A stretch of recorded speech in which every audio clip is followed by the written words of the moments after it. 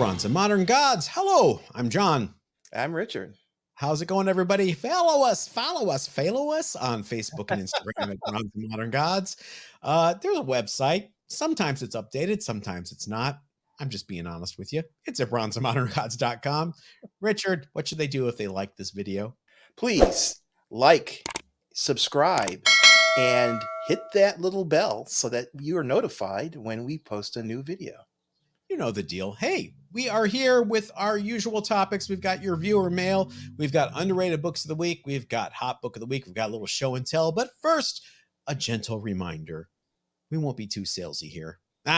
Screw it. I'll be salesy. We're going to be at Neo Comic Con. They're going to welcome us, Bronze and Modern Gods, to North Olmsted, Ohio, this July 30th for their 8th annual convention. Richard, who else is going to be there? We will join over 100 comic book dealers, artists, and vendors at the Northeast Ohio's most comic-oriented show, with 180 tables of merchandise and 120 of which are actual booths of comic books. You can find everything from dollar bargain bins to high-end collectibles that have all but disappeared from other shows. Indeed, along with these two morons live streaming from the event, you'll get a chance to meet some of the region's best comic book creators, along with this year's special guest, the co-creator of the Scarlet Spider. We all love that blue hoodie. And longtime Sonic the Hedgehog artist, Stephen Butler. He also drew Silver Sable. I liked his art on Silver Sable as well. Attendees also have a chance to participate in a charity raffle for tables of collectible awesomeness donated by the best dealers and vendors from Ohio, Michigan, Pennsylvania, and Indiana. And this is close to Richard and my hearts. 100% of the proceeds will go to the local APL to save shelter pets, because Richard and I have saved. How many shelter animals have we saved combined, do you think? Boy, probably 10. Between the two of us, maybe more like 15. Yeah. So join Richard and I at Neo Comic Con this July 30th in North Olmsted, Ohio. More info at neocomiccon.com. Right? Right. I made a comment a few weeks ago about a horrible experience I had dipping my toes back into the eBay waters, and I realized I never followed up on it. Should I do that now? Yeah, please do. Okay. So I decided to sell some stuff on eBay. I was still too nervous to sell comic books because I don't like the condition. This book says it's a 9.6 in the slab, but I think it's a 9.2. Can you give me $100 back? You know, I'm not dealing with any of that stupid rip-off bull pucky. But I am sitting on a bunch of limited edition music items like box sets and stuff from the early 2010s from my time in the business, just sitting in the garage. And I looked at it, I'm like, wow, some of this stuff is like, worth almost $1,000. Some of them are worth $3,000. I'll put them up on eBay and see what happens. And it's gone well. I've sold a few. Here's an example, though, of why I'm about eBay right now. I'm going to put this on the screen. I sold a box for $325, a best offer. Okay. The total with sales tax was $354.66. eBay then takes their percentage from that total, including the sales tax. They don't take their percentage from the selling price of $325. They take their percentage from the $354. So that comes to $53.32. And then I'm a nice guy. It's an expensive item. I offer free priority shipping. Shouldn't have done that because shipping was $20.28. So after all is said and done, I walk away from this $325 transaction with a grand total earning of $251.40. Yeah, it makes you wonder, is it worth it? Given that percentage, is it worth the effort? Just so you know, it was 14.95%, almost 15%. And they include the sales tax in their take, which is just unconscionable to me. We all have to pay sales tax. You have to pay sales tax too, eBay. You don't get to take you should take it from the net, not the gross. This also teaches me not to include shipping. I know. How did you ship it? I shipped a priority. I said I was going to ship a priority, and I kept up my end of the bargain. It did qualify for medium mail. If I had shipped it medium mail, it would have been $8. Yeah, but it would have Uh, taken forever to get there. right, and I feel better. You know, they're expensive items, so I feel better having tracking, having it get there in 2 days. Got stellar feedback. Like, you know, the people that bought this stuff were like, "Wow, he paid for priority shipping. He packed it really well. It was here. I bought it Sunday. It was here on Tuesday." The good feedback is good. Uh-huh.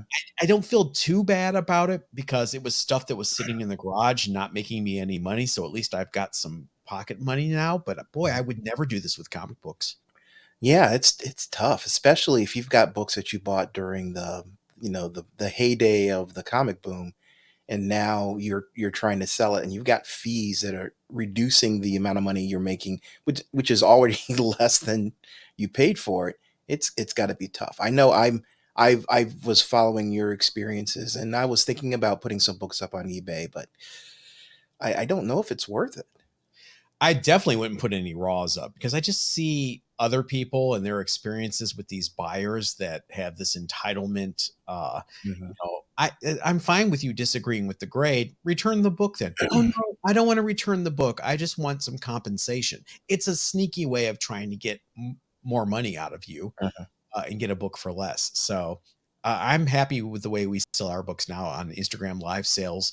It's a community I know. I know all the people that buy our books. They know us. They trust us. There's a level of trust there Uh-huh. that you just don't get on eBay. But you guys asked, so there's my eBay horror story for the week. Yep, and I will go yet another period of time without putting anything up on eBay. You guys tell us your experience. Is it better for you? 15%. Remember when it was total with PayPal fees 13%? Yeah, Yeah. yeah. Even that seemed outrageous, but oh well. Let's move on to our hot book of the week. Richard, I have many questions for you, so I'm going to take this, okay? Okay. It's Amazing Spider-Man number 78. First appearance of Hobie Brown, the Prowler. Minor spoiler here for people who have not seen the new Spider-Verse movie, but Hobie, well, I guess it's in the comics too. Hobie is the Spider-Punk in Mhm. an alternate reality. Let me say that sentence again. Hobie is the Spider-Punk in an alternate reality. Can you believe we're talking about a Spider-Man book? Why? Why do you say that? That's so not in character for Spider-Man. Hobie Brown is Spider-Punk in an alternate reality. I don't see why you're having such trouble with getting around that. I do see. Well, in a little bit of spoilers.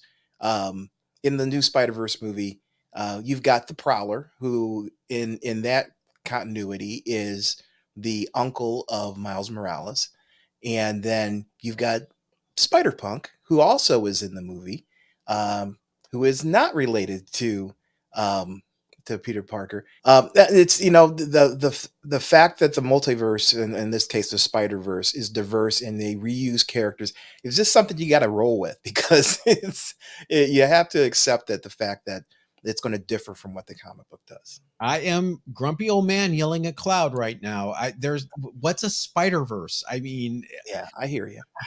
remember in 1985 when DC thought it was too confusing to have two Earths? there's an Earth 1 Green Lantern and an Earth 2 Green Lantern. It's too confusing for fans. We got to wipe it out. And here we are with a whole multiverse of madness. As Yes, and DC went back on their unifying continuity, and we've got multiple Earths again. So I know, it's I'm a grumpy old man. You guys don't have to come at me in the comments. This is the way it is now, and I have to wrap my brain around it.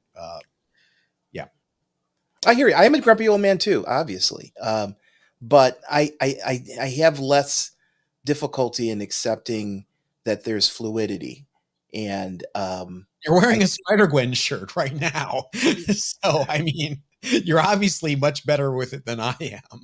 yeah, I have to admit the anyway. We'll get into the Spider Verse movie later, Yeah. but The most recent high grade sale for Amazing Spider-Man number 78 was this month.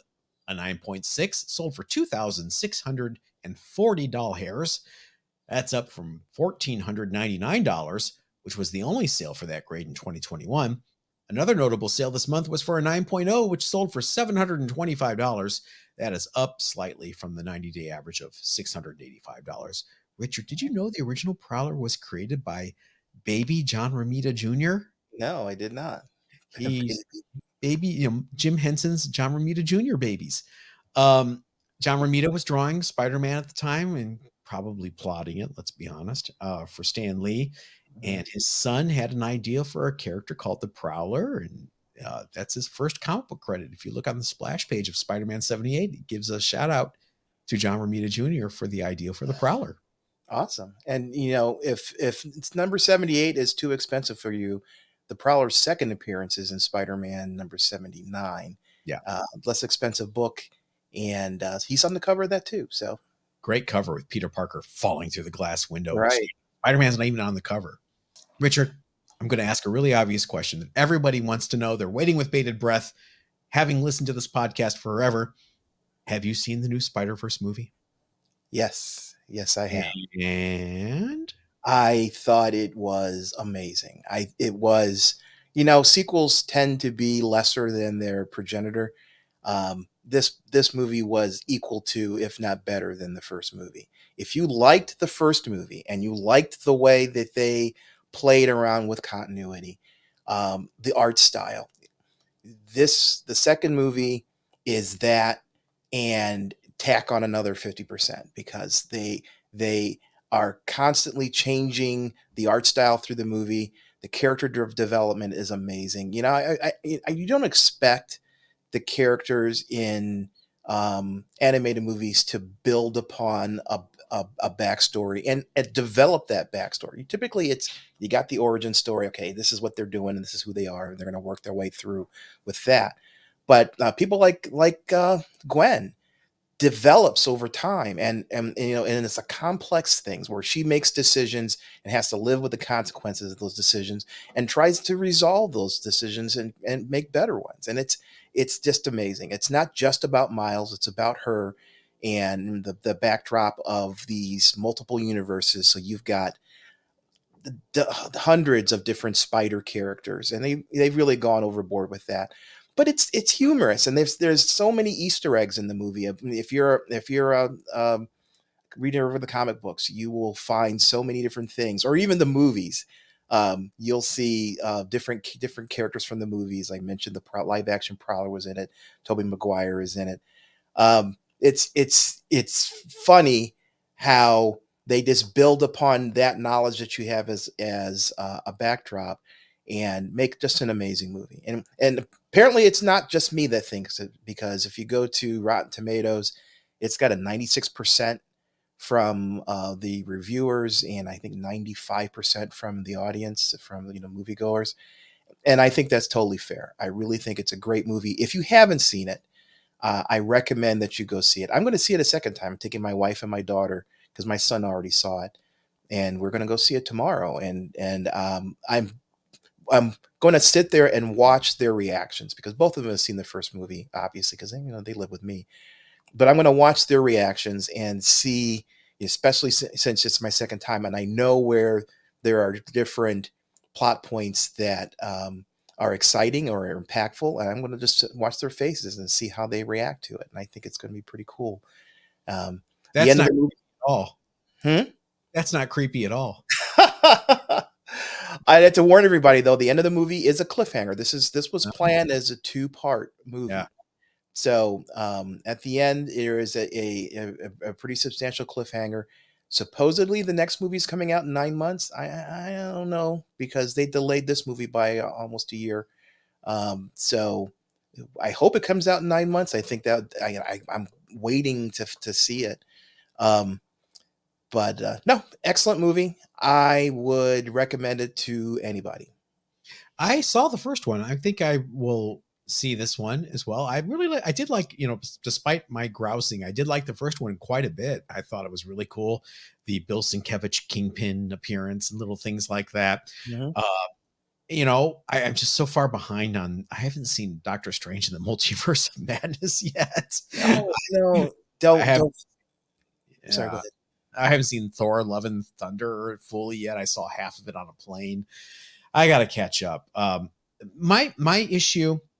I hope I like seeing all these new characters. I like seeing the diversity. I like seeing what's happening. I just don't want it to come at the expense of Peter Parker. And by that, I mean making Peter Parker into this loser that isn't as good as these other. I saw it happen with Steve Rogers in Captain America. It's like, oh, Steve's a relic of another time, and but why do you have to diminish Steve in order to build up Sam? You don't. Sam's his own guy. Right. Well, and I don't want to give anything away about the plot of the movie, um, but there are multiple Peters in this movie. Some of them are Parkers. some of Sorry. them are really important. You've got well, you've got other spider people too, because it's not just Peter, but you've got Peter's clone. You've got Spider-Man 2099, who technically aren't Peter Parker, but they're still Spider-Man, right? I mean, this is not the first instance of someone other than Peter being Spider-Man. So those characters are part of it too. And one of the thing is, I think it explores aspects of Peter's personality that as individual characters, and some of them are great, some of them are not so great. I mean, it's like any other person. You have your strengths and your weaknesses. I don't see this as being something that diminishes Peter, because I think they call out very clearly that this is not Peter Parker. This is not a Peter Parker movie. Yeah. This is a movie about the Spider-Verse, and the main character happens to be Miles Morales, because Gwen Stacy also plays an important part of this movie, but also Spider-Man 2099. He plays an important part in this movie, and a variety of other characters, other spiders.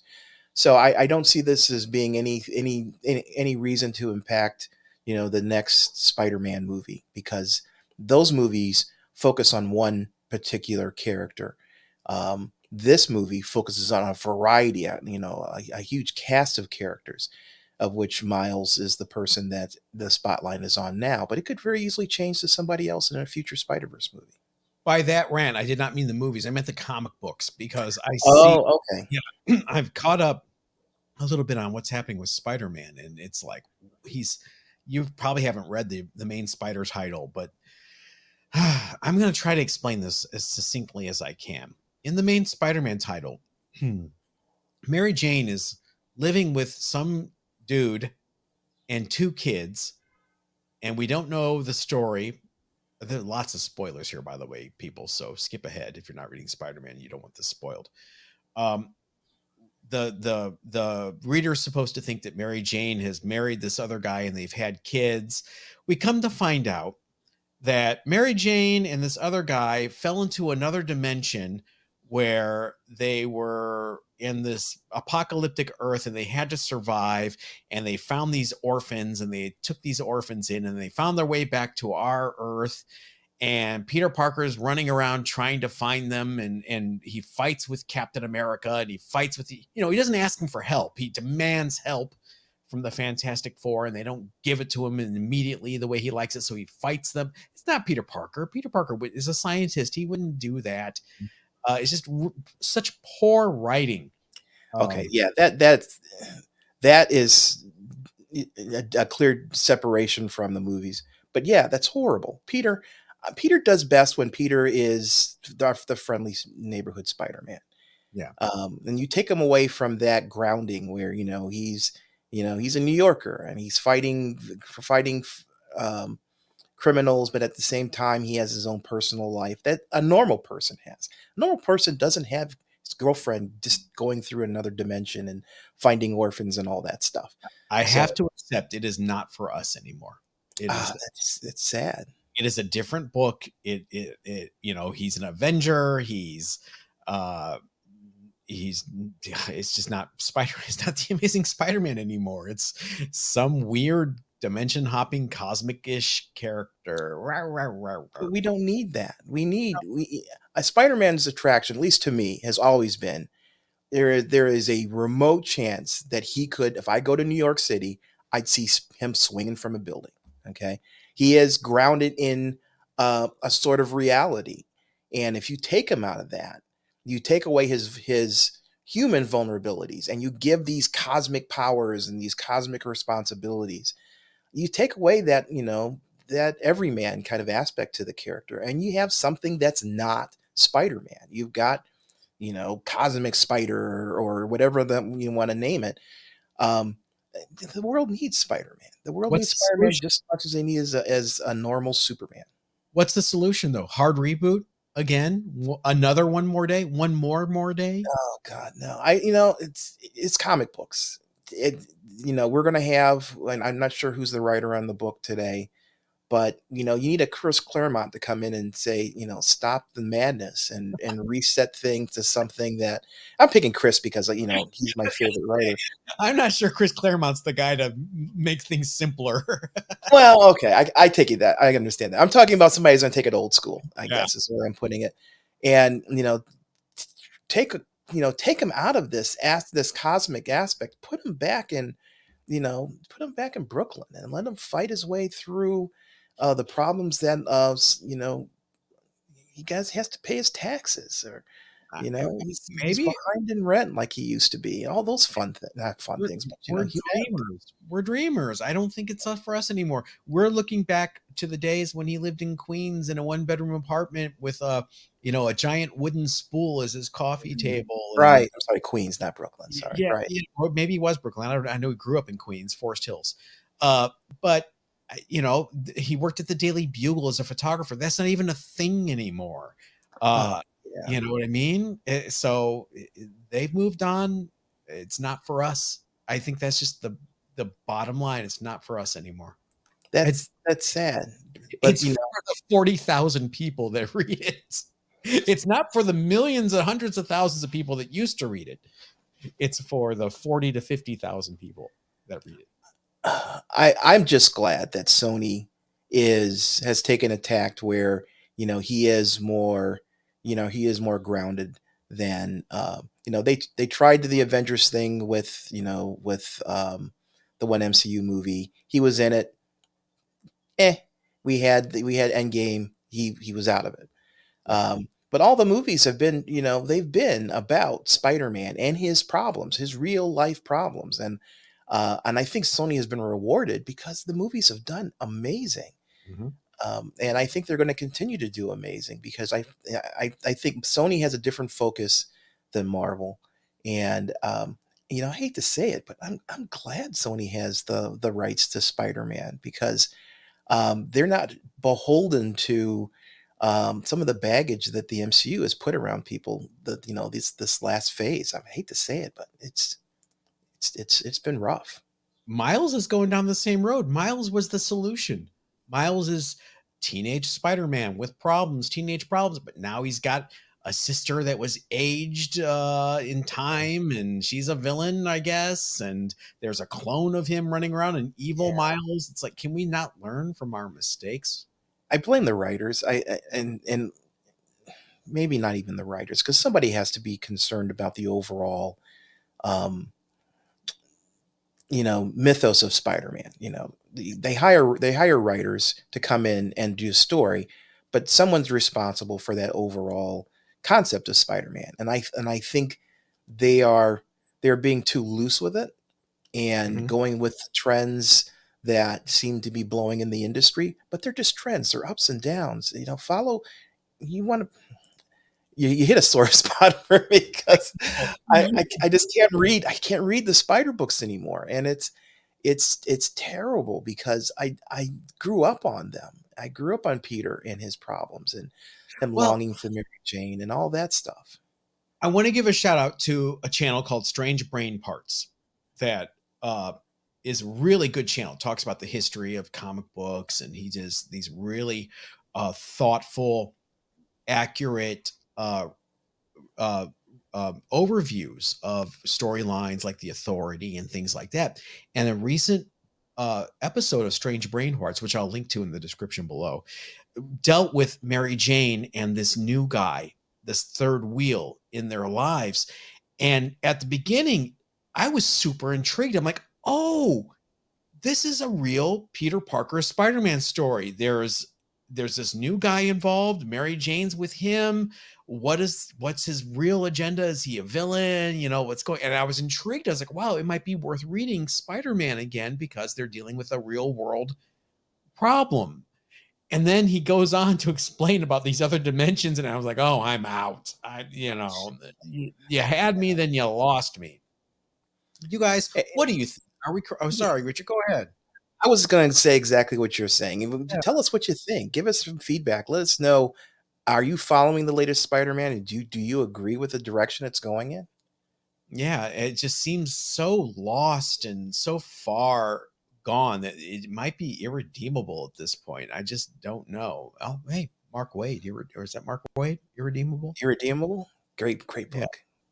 You guys tell us what you think. Tell us we're grumpy old men. We can take it, or if you agree, or what you would do with Spider-Man at this point. Because we read every comment, we read all your emails, and we put them all together in a segment we call Viewer Mail. You've got mail. Richard, my first one is from our email at bronzeandmoderngods@gmail.com. It comes from Glenn Simpson. Hey guys, love the show. I am also a collector of a certain age, 50 plus. How dare you, Glenn? I don't know what you're talking about. Hey, I own it. I am 38 forever. I really don't think of myself as a niche collector, but there is not a lot of talk about this kind of collecting on YouTube, so I thought I would mention it. So I buy a lot of new issues each month for a lot of different series, and I read them all. I only buy one copy of a given book each month, but I like lots of different series. I do buy variants sometimes, but only in place of the regular issue, never in addition to it. And only if I can get it for the same price as the main cover. All right. I then try to go back and complete the runs of late Bronze Age and modern DC and Marvel series that I didn't get the first time they came out, buying from dollar bins or getting lower grade if necessary. If a book is a key or otherwise really pricey, I will get a reprint or a trade paperback instead. For example, Essential Spider-Man, Marvel Tales, and actual issues, I have every story from every issue of The Amazing Spider-Man. So to me, the complete run of the stories is the grail. Glenn, I would say you're doing comic book collecting right. Mhm. Not much to say. You like reading the stories. You're not overextending yourself, getting every single variant of every book. You enjoy what you like. You're getting what you can afford. Dude, you're on it. Yeah, absolutely. That's I think how you can maximize the enjoyment um, by actually reading the books. I'm not shortchanging anybody's particular pattern of collecting because they're all valid. But I think people who go out and finish runs and read the whole story, I think that's awesome. I applaud you, especially for filling out those old Bronze Age runs because they can be expensive. And like you said, you picked up reprints, which is a great way of filling those gaps. Glad you have every issue of Amazing Spider-Man. What do you think is what's going on in the Yeah, book world? please let us know. Let us know. All right. What's your first piece of viewer mail, Richard? My first piece of viewer mail is from Slick Willie, who wrote to our bronze and modern gods at gmail.com address. Bill Hey, John. Clinton wrote us? It might be. It might be Bill. Hi, Bill. Love the sax Hi, playing. Slick Willie. Hey, John and Richard. Firstly, I'd like to say thank you for giving us all the best podcasts in the comic book hobby. Thank you so much. Huh?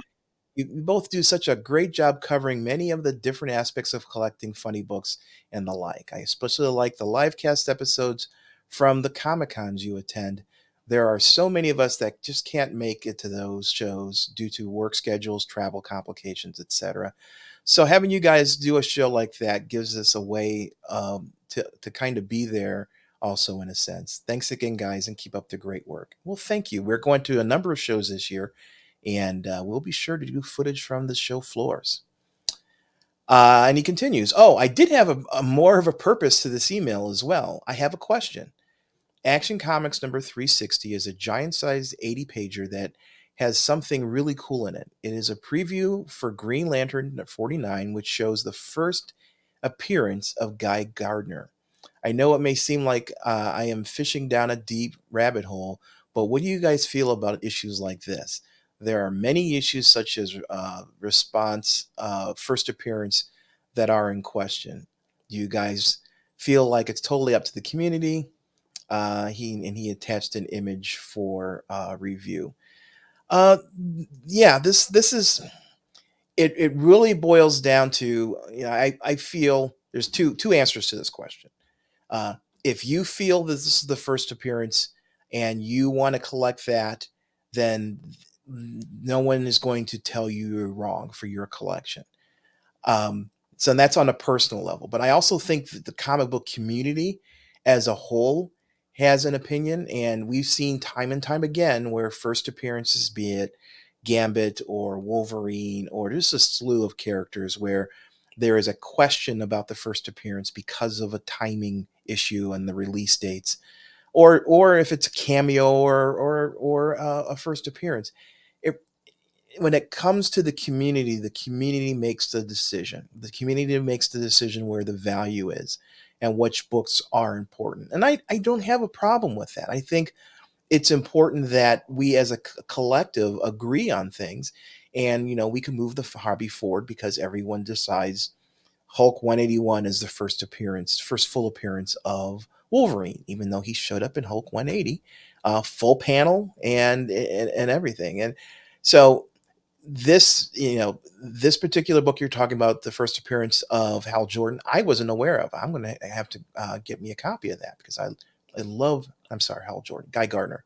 I love Guy Gardner. Guy Gardner's I he makes the Green Lantern Corps for me because of his irreverence. But no, the everyone is saying that his first appearance is in the Green Lantern 49, and I think as a collective, as a group, that is the first appearance. So, how do you feel about this, John? I'm doing some furious research as you were talking. Okay. Okay, Grand Comics Database tells me Action 360 came out on January 9th, 1968. okay, Okay. Green Lantern 59, according to the copyright registration date, which is where these people are grabbing these release dates, came out January 11th, 2 days later. Does that seem right to you? Does that seem possible? It doesn't seem possible to me. Didn't comics come out once a week? They're going by copyright registration date, which is not actual sale date. To me, it looks like both books came out the same week. hmm, You know, one may have hit newsstands.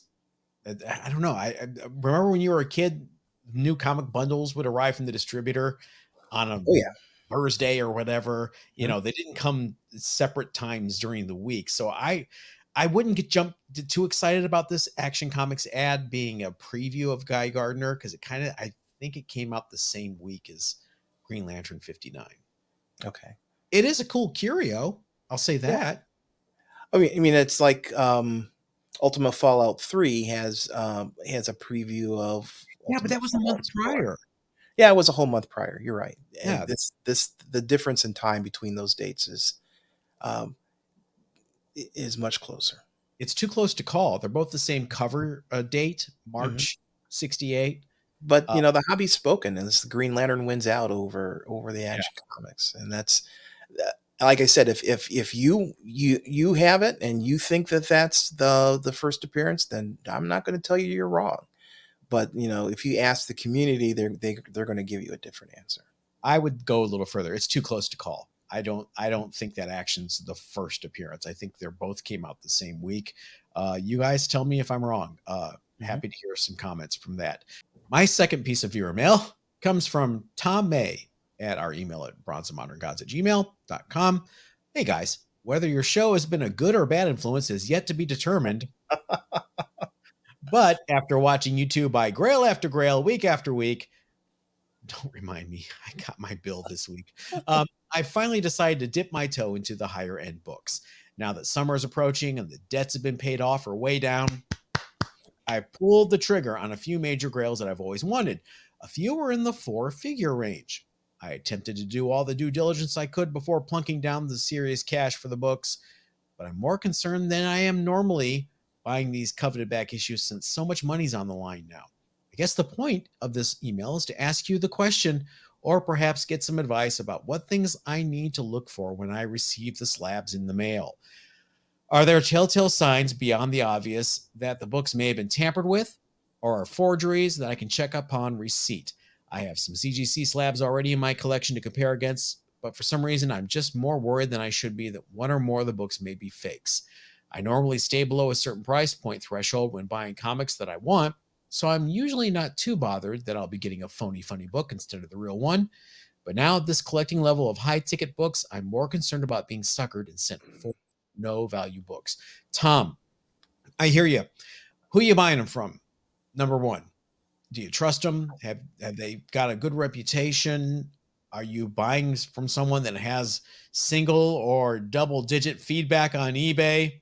Always a flag of the red type. Mhm. As far as inspecting the slab, you say besides the obvious tips are the best tips. Look at all four corners. Are they secure? Are they sonically welded together? Is there a crack? Do you see a crevice? Remember, some of the earlier slabs from CGC are open on the sides, so don't let that freak you out. But if it's a newer slab that's open on the sides, let that freak you out. Look at the label. Does the label look wrong? You've been doing this long enough that you can kind of eyeball it and see, I bet. Look at those fonts. Look at the book itself. Does it look like a real comic book? Does it look like a photocopy cover? It sounds so obvious and dumb, but these are things to look for. Don't be afraid to ask questions. If you ask questions of a seller and they are annoyed or irritated or non responsive, walk away. This person is asking you to put up serious money for a comic book. They should be able to answer some simple questions. If they're unable to or unwilling to, F them. Take your money elsewhere. There's, you know, unless it's Action Comics number one, there are plenty of other copies out there that you can buy from someone else. Richard, any input? Yeah, I totally agree. There is if this deal doesn't work out, somebody else is going to have the book for you. So you don't feel like it's your only shot at it, unless, of course, it's a really, really rare book. Um, but I have to allay some of your fears.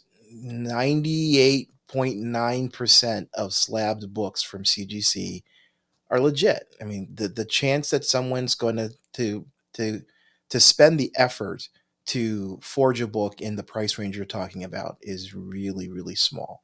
Now, if you move up to an Action Comics one, I would definitely take it to an authority to get it verified. But I hate to make it sound like a four-figure book is cheap, because it's not. Mm-mm. But in that price range, it's just not worth the scammer's effort to go to the extremes to make it look legit. If the things that John talked about, the welds on the side look good, the label looks legit, um, you're golden. I think you don't have much to worry about. Also, let's look back at the experiences Richard and I have buying our grails. My Peanuts number one. I didn't buy it off eBay. I bought it off a friend of Richard's that Richard Mhm. knows and trusts. I would not have paid that amount of money blindly from someone else. Do I know it's restored? I see one chip on the photo. Is there more on the back cover that he hasn't shown? All that stuff. Um, Slabs that I buy. My Avengers 4 8.5 slab. I bought it from We Can Be Heroes, a dealer that I know and trust, and I've been to their shop, and they're great. Julio's a great guy. Uh, I would not have bought that blind on. Maybe I would have bought it off Heritage or something like that if I was feeling, Mhm. like paying an extra 25% in fees and shipping. Tell Uh, me about that. so, Tom, you know what you're doing. I think you know what you're doing. Um, you're a smart guy. I just judging from your email and your taste in podcasts, I think you're a very Yeah, I think you're good. Just look for the obvious tampering with. If you don't see it, then I don't think there's a problem at all. all right, Richard. What's your next piece of viewer mail?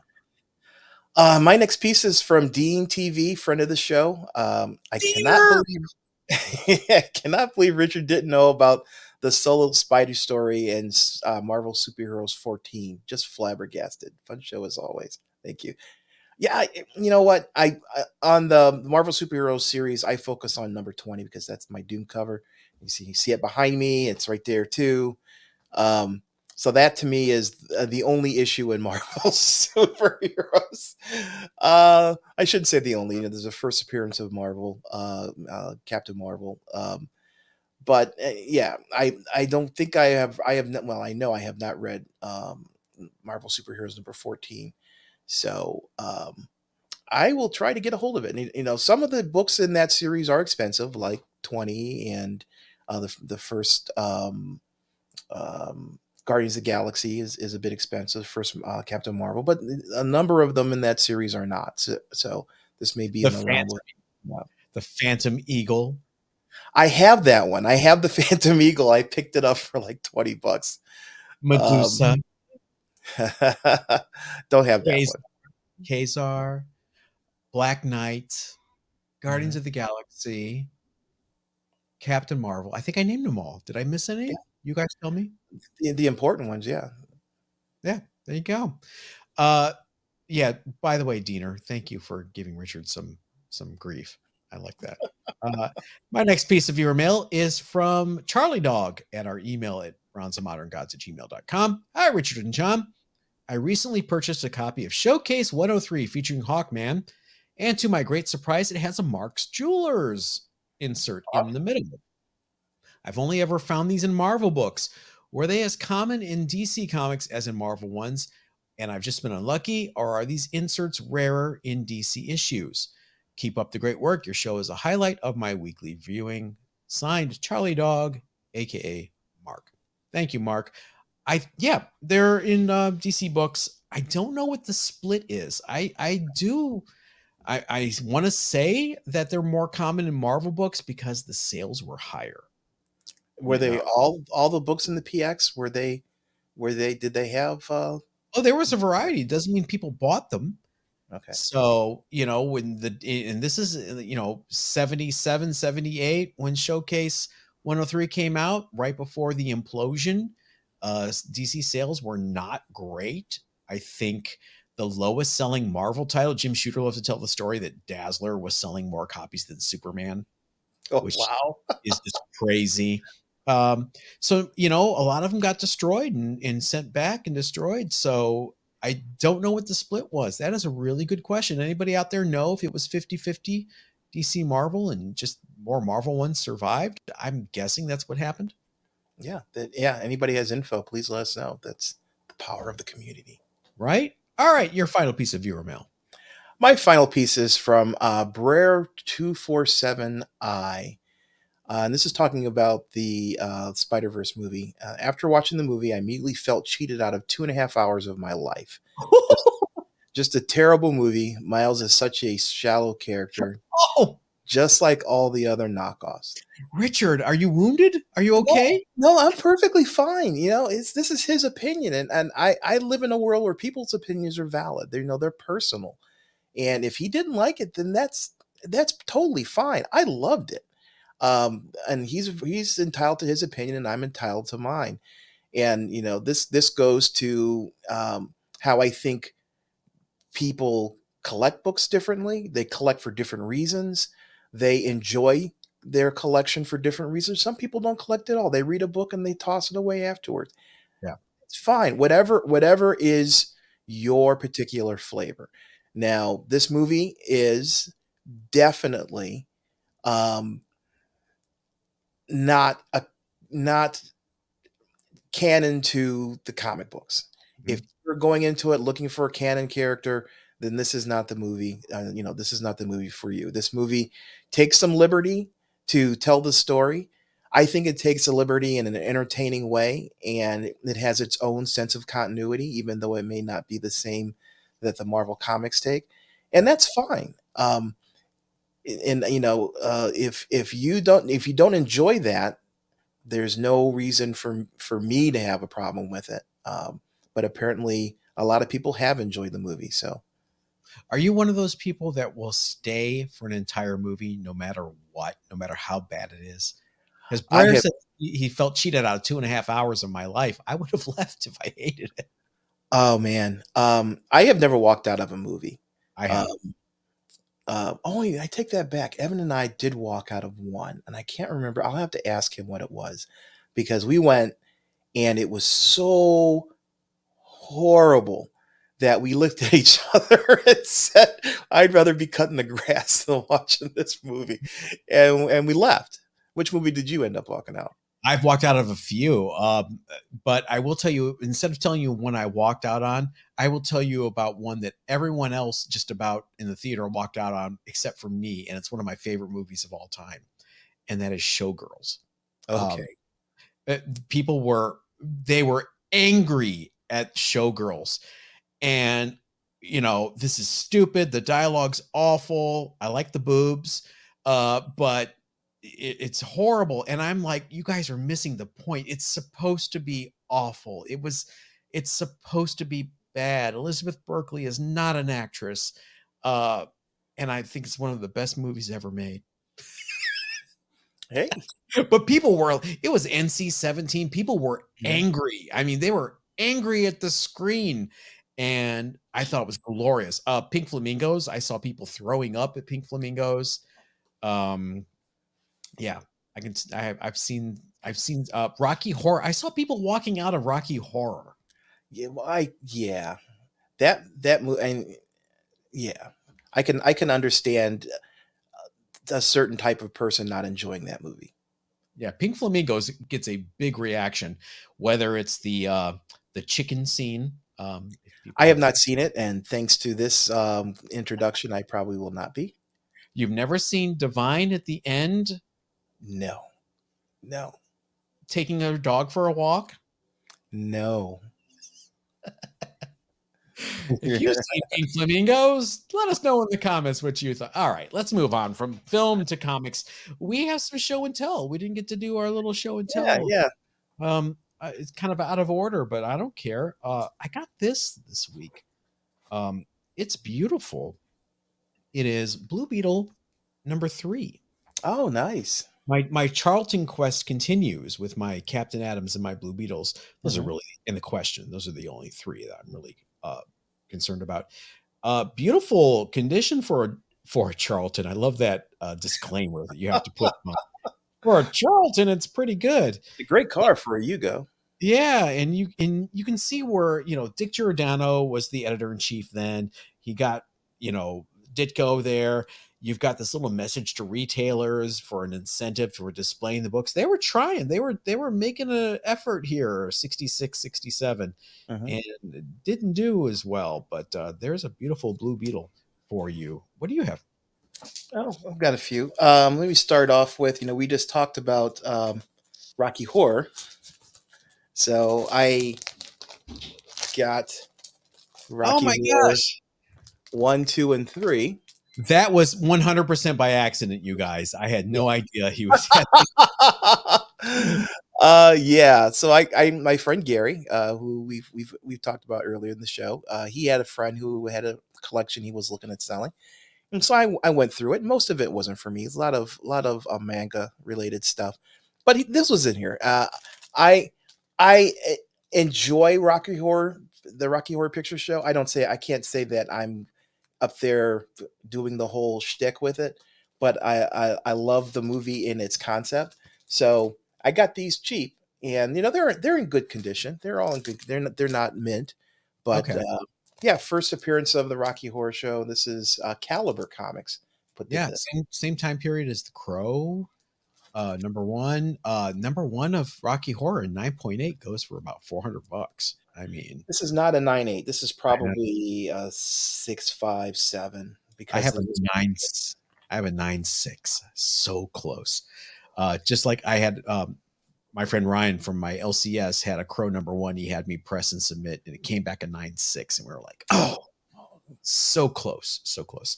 I got this from a live sale with our friend Lawrence at P Dots Comics in Pasadena. If you're not following P Dots Comics on Instagram, you should. It is Marvel Spotlight number 3. It is the second appearance of Werewolf by Night, and the first appearance, Warriors and I bought it, the first appearance of the Darkhold, Oh, okay.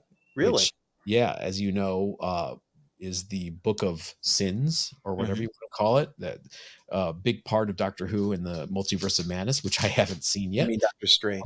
Doctor Strange. Did I say Doctor Who? I got Yes. Doctor Who on the brain always, you guys. Thanks for the correction there. But I've always wanted that book. I have a Marvel Spotlight too. I have it because of Venus in the back. There's a backup of a Venus story. I don't have it because of Werewolf by Night. I Mhm. have number 3, not because of Werewolf by Night, but because of the Darkhold. I am the one person that loved the Darkhold series by Chris Cooper in the 90s. That was about 13 issue, 14 issue run. So there you go. What do you have? I've talked about this book as an underrated book. Uh, we've got Superman. This is issue what number? 147. It's got the Legion of Supervillains. You've got the basically grown-up versions of all the Legion characters as villains. You know, you've got Cosmic King, Lightning Lord, and Saturn Queen. It's just a really nice book. This book is probably a 5. You know, it's not in great shape, but it's in good shape. Good colors, nice strong colors. Um, I did not pay a whole lot for this. I cannot remember. I don't have it marked on here, but it's one of my books that I've gotten in my travels. Excellent. I have one last one to show, again from an Instagram live sale last week. It's a book not for me, but for my husband Raphael. And we've been wanting Yeah. this book for a while. I saw it and I made an offer. The offer was accepted. It is Sailor Moon #1, the San Diego Comic-Con edition. It's an 8.0 white pager. It is an 8.0. It's got, some obvious spine ticks that, and it's got this white corner here where it's been bent before. And this book is fascinating to me because this was one of those books that was thrown in, for free at San Diego Comic-Con for attendees. I think there's like only 1,000 of them and nobody saved them. And, nobody knew what Sailor Moon was going to be. And here we are where this is like, $1,000 book and 9.8 at least. So it's nice to have a very pink. Yeah, I know Rafa's been looking for that forever. Um, so I'm glad to see that you guys finally have it in your collection. Just missing one more Sailor. He has a full run of the regular series. Just missing the San Diego Comic Con exclusive for issue 11, which in 9.8 literally sells for $14,000, $10,000. Yeah, Holy moly.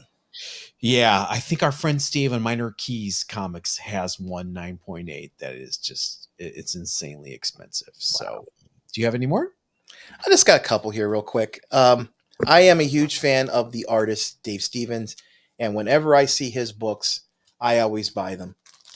Here I've got Mr. Monster, which is a great cover of his, one of my favorite works from him. And What then what's missing from that cover? what's missing from the cover? It's a Dave Stevens cover. What's missing? Boobs. Yeah, cheesecake. Where's the cheesecake? Yeah, this is now that you mentioned that. Yeah, it's basically just a guy. You are a Dave Stevens fan if you're buying that. Yeah. Well, here's some cheesecake for you. The There you King go. Kong cover. Dave Stevens, yeah, he's a great artist. He died well before his time, Yeah. but his work is amazing. And he's, like I said, whenever I see his stuff, I always pick it up because I'm just sentimental like that. Are you glad you got your Rocky Horror set? You got the whole set, right? 1 through Yeah. 3? Hmm. Are you going to do anything with them? You're going to slab them? You're going to display them? What are you going to do? I don't know. I haven't decided yet. Well, that's all a big preamble, so I can say, let's do the time warp again with the 25-year rule.